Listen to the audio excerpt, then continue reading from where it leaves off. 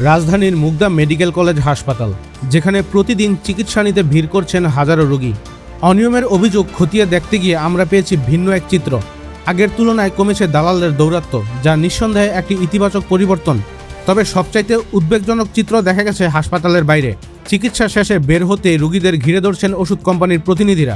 পিঁপড়ের মতো ভিড় করে তারা রোগীর প্রেসক্রিপশনের ছবি তুলছেন, যা নিয়ে উঠেছে নৈতিকতা ও গোপনীয়তার প্রশ্ন। তবে সমস্যার শেষ এখানেই নয়। টিকিট কাউন্টারের সামনে এখনও লম্বা লাইন, বিশেষ করে নারী রোগীদের ভোগান্তি চোখে পড়ার মতো। ঘন্টার পর ঘন্টা দাঁড়িয়ে থাকতে হচ্ছে শুধুমাত্র একটি টিকিটের জন্য। কেউ বা টিকিট কাউন্টারের বাইরে বসে দীর্ঘ প্রহর গুনছেন। শুধু টিকিটই নয়, লিফটে ওঠার জন্য দেখা গেছে দীর্ঘ অপেক্ষা। কেউ বা বাধ্য হয়ে সিঁড়ি দিয়ে ওঠানামা করছেন। অসুস্থ রোগী আর স্বজনদের এই ভোগান্তি যেন নিত্যদিনের বাস্তবতা। ওষুধ বিতরণের 4টি কাউন্টার থাকলেও এর মধ্যে 2টি কাউন্টারই বন্ধ দেখা গিয়েছে। রোগীদের সাথে কথা বলে জানা গেছে, আগের তুলনায় কিছুটা উন্নতি হলেও পুরোপুরি স্বস্তি এখনও ফিরে আসেনি। সেবার মান নিয়ে প্রশ্ন থেকেই যাচ্ছে। সব মিলিয়ে আংশিক উন্নতি থাকলেও সার্বিক পরিস্থিতি এখনও সন্তোষজনক বলা যাচ্ছে না।